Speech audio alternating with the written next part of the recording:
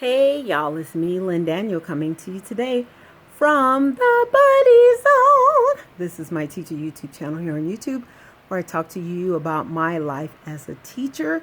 And today I want to talk to you all about teacher self-care. And that is like the buzzword going on right now, but it is a very serious topic and it needs serious consideration from all of us who are teachers. So I'm just going to share with you all some my journey to wellness and my teacher self-care journey, okay? Okay, so I want to first off ask you to make sure you subscribe if you're not already a buddy, and if you are a buddy, thank you and welcome back. Thank you for your faith in me and your contribution to this channel, for helping it to grow, for sharing it with your friends and all of that. So thank you. Be sure to thumbs it up and continue to share, okay? Okay, so I am sitting here on my bed in my home resort room.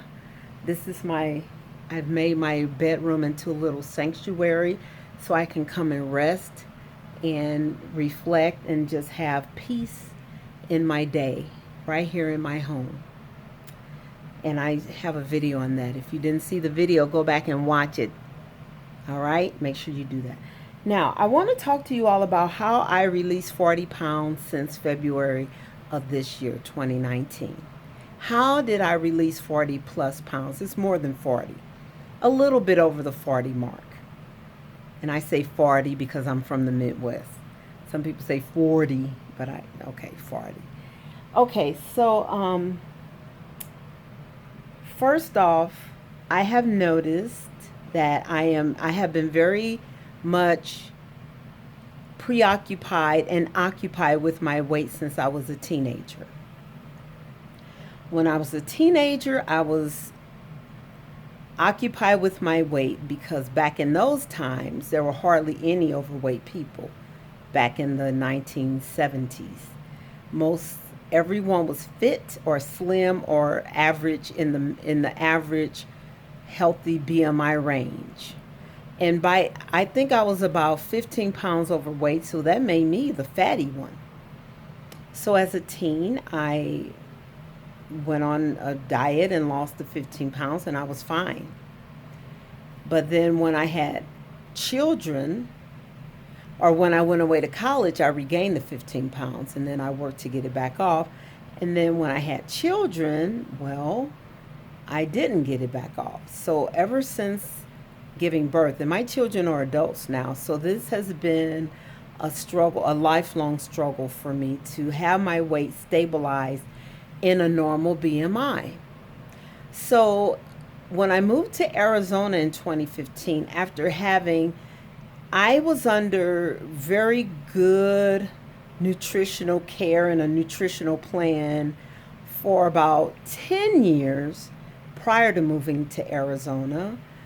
I was doing a lot to juice and reduce my meat intake and to increase my not grains, but plant-based. I was doing a primarily plant-based diet, and I was doing fine.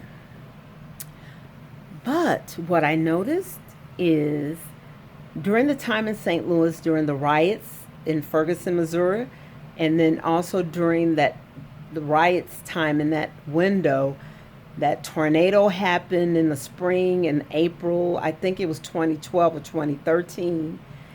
That tornado tore up homes all the way across on my way to work. I would drive through there every day and see all the homes gone, just destroyed. And Ferguson was a mess. It was so much stress.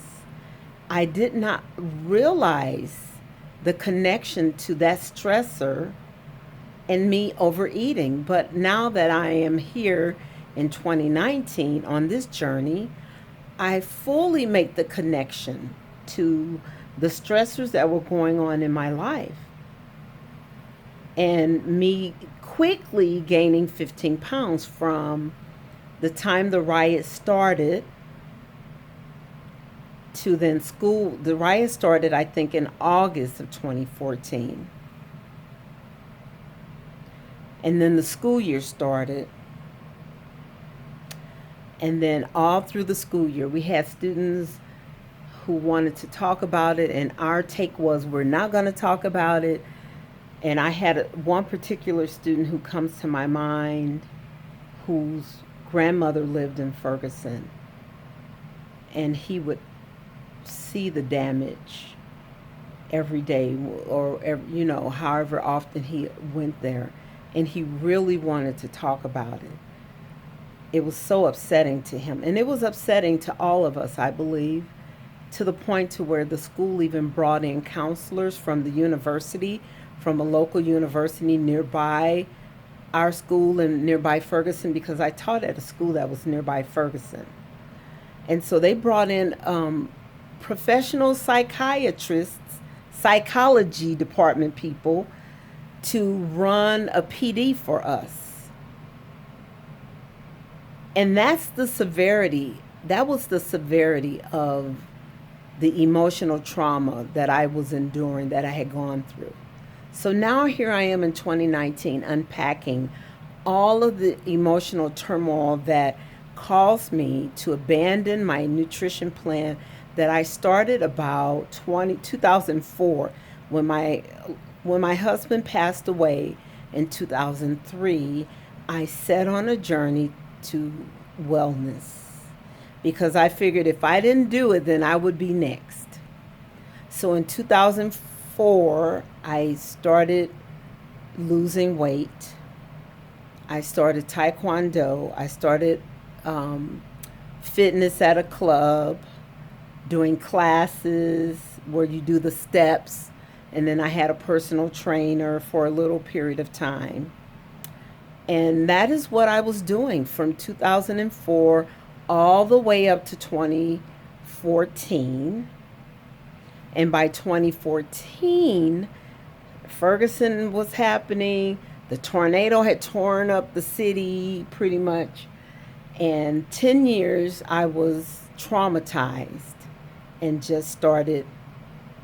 I abandoned my plan. I reverted to bad behaviors, and I gained about 15 pounds, 10 to 15 pounds in 2014 from January to May.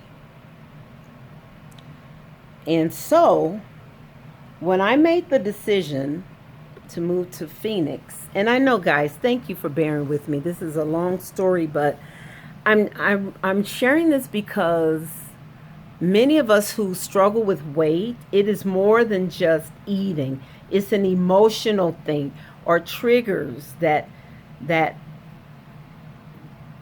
control us, that we are not equipped to deal with, and then we resort to bad behaviors of overeating or self-indulgence, and however that looks. So I had visited Phoenix twice in 2015, in spring break in March of 2015. And then school let out early in 2015 in May, which was early for St. Louis. And so I immediately packed and drove back to Phoenix. And on that May visit to Phoenix, I told my daughter, I'm moving here. I just made up in my mind that I was moving. I was done. I was done with the triggers and the stressors and whatever. And I pray, God forbid any of them happen here. God forbid. But I believe the Lord provided a haven for me here in Phoenix, Arizona. And so I told my daughter, I said, if I get a teaching job, I'm moving here. And I told her, I said, when I go home, I'm looking for a teaching job. I'm going to look for 10 jobs a day. I'm going to apply for 10 jobs a day until I get one. Well, in my first round of 10, I got like 3 inquiries, and I had a phone interview that I felt it just went so smoothly.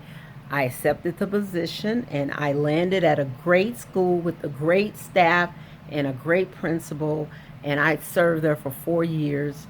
And that is where I landed. Okay, now during that time though, that 15 pounds started to creep up because You have to understand that.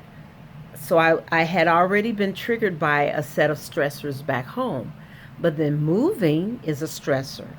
So if you look on the psychology list of the top, the stressors, I think they're the top 100 stressors or whatever. Moving, divorce, death, those things are all at the top, right? And so they're in like the top 10. And so I moved cross country from St. Louis. I left my house there intact. And I had my family supporting me, watching the home, going there, taking care of things. My brother, my sister, staying there and doing a great job. And then my daughter and my grandson moved in. So I was able to have some peace about my home being taken care of. That was not a stressor anymore. But moving here, my aunt helped me to find a place, an apartment. And then she went with me on that journey. And then, I already had the job set up. But the stressor of just learning the weather, learning how to dress here in Phoenix, learning how to teach at an elementary school, which is quite different from a middle school, and definitely different from a high school that I will be teaching at now. So that was a stressor. And so I packed on another, I don't know, 20 pounds. So all in all, from 2004 to 2019, I had lost a whole lot of weight and was doing great for 10 years. But then in the window of 4 years, I gained a nice chunk of that back.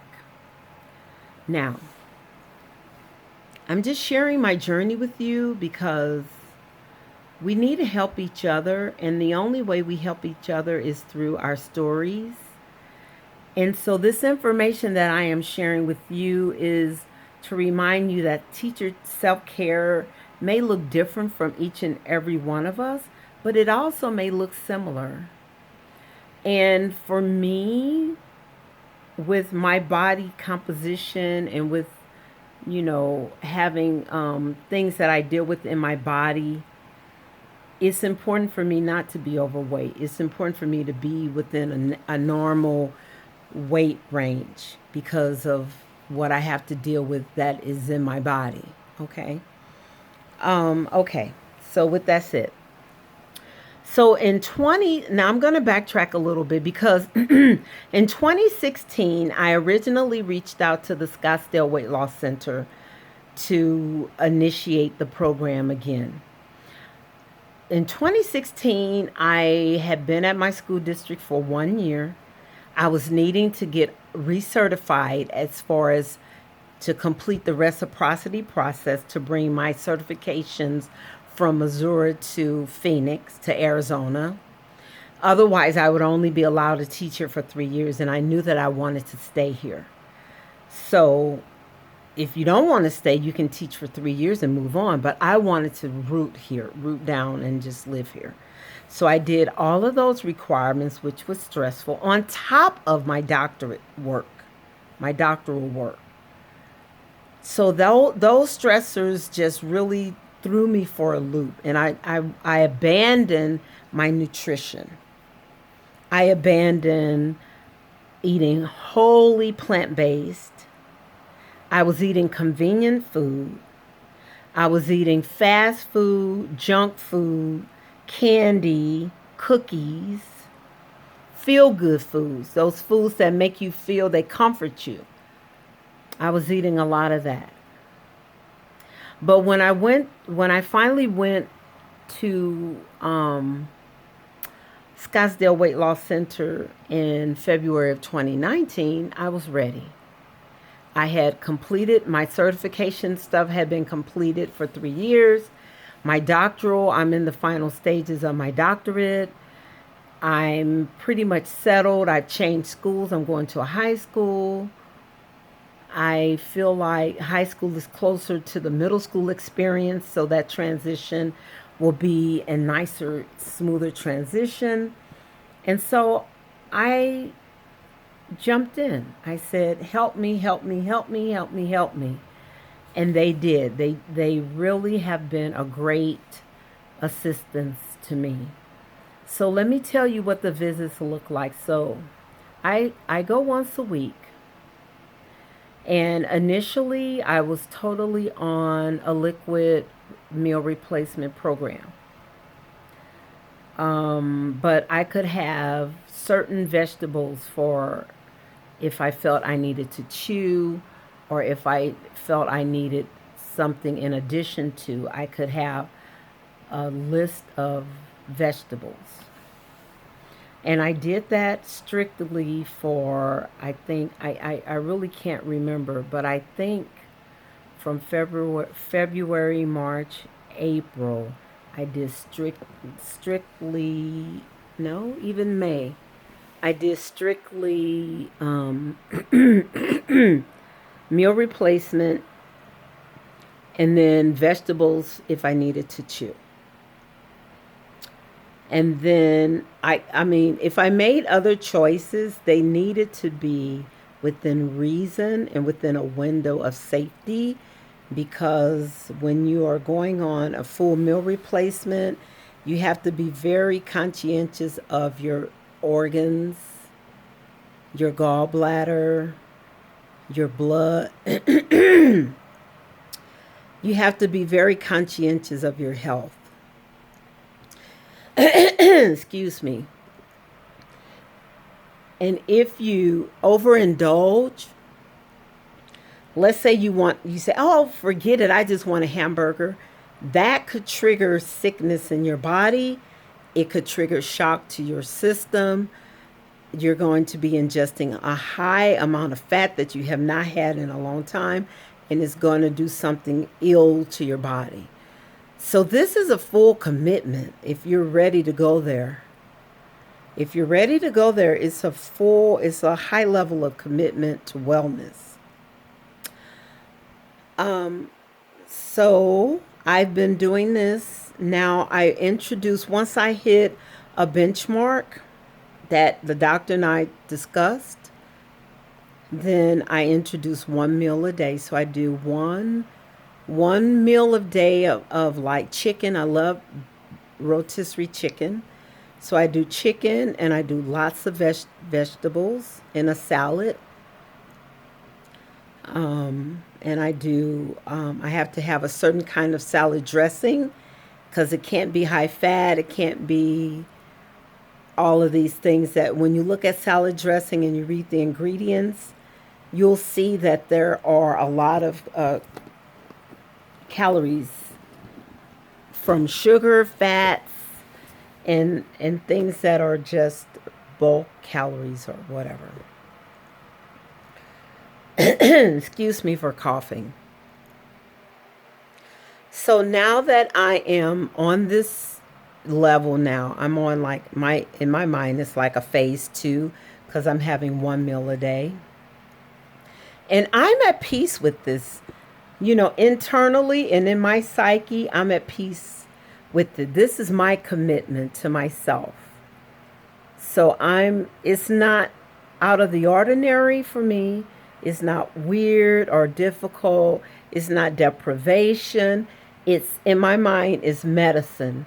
It's something that I have to do to be well and whole. And it's like those who have prescription medicines that they must take for medical conditions. This is what it is for me.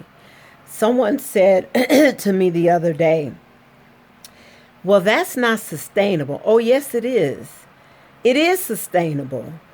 It's sustainable if you make up your mind that it is sustainable. So you think about it like this. People who have addictions to a lot of different things, pick something and name it. They make that sustainable. That addiction is sustainable for them, right? Individuals who have to take medication for wellness and wholeness, that is sustainable for them. This lifestyle is sustainable for me as long as I choose to. Okay, so I don't want to sound like I'm yelling at you, but it's important for me to say that to myself, that it is sustainable, and to say it to you that if you opt to do this, it is sustainable. So right now I'm on one meal a day, and then I already have a plan on how to introduce other meals in the day. Like if I want to have eggs, when I'm ready to start including eggs, or cottage cheese, or if I want to just go whole plant-based, then I can introduce some different, and I probably will. Knowing me, I'll probably go a lot plant-based and a little dairy, not very much dairy other than my treat that I give myself every so often. And yeah, so teacher teacher wellness and teacher self-care is not a quick fix. It's not a trendy thing that you do just because it's in. It's a commitment. It's a lifestyle. And teachers are dying on the job from stress. Teachers are overindulging in other things to deal with the stress. The job is stressful. It's rewarding because we enjoy seeing students grow and develop into whole human beings with a new set of skill sets.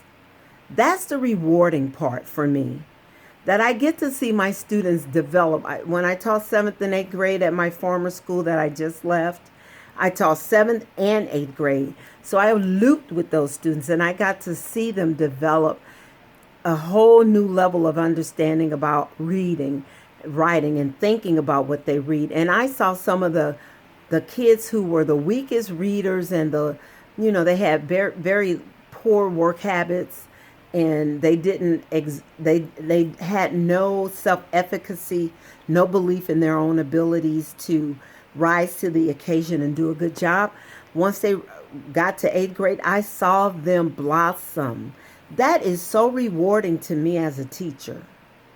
That is very rewarding to me. And it warms my heart, and it makes me right now emotional, because that is why I teach. But in order to teach, I have to be well and whole. And I must do things that may seem extreme, like eating, doing a regimented diet, or working out 3 to 5 times a week, or abstaining from certain indulgences, or avoiding, choosing to direct my energy in one way and not in another. Those things may seem extreme to some people, but they're not extreme to me. So I want to thank you all so much for checking in, for viewing this video. It's quite lengthy. I didn't expect it to go this long. But this is a video in my teacher self-care series, turning your house into a resort, a sanctuary. And this is the video on wellness when it comes to your body, your mind, your soul, and your spirit. Thank you so much, guys. Be blessed. Be sure to thumbs up. Be sure to see me over at One Cool Diva Teacher on Facebook. Join my groups. I have a private group where I will be putting exclusive materials for parents who cannot join me over on Patreon. Now, I also have a free One Cool Teacher Diva page. Like that page and interact there. Step it up by joining the private group on One Cool Diva Teacher on Facebook. Step it up by joining me on Patreon to get free exclusive, well, it's not free because there are levels that you do a membership, okay? But I will go deep with you on Patreon about what it takes to raise a teen well for high school, for middle school and high school, to help them to excel, to build bridges with their teachers, and to really mentor them through that process of being a student at the older age group. All right, y'all be blessed. Bye now.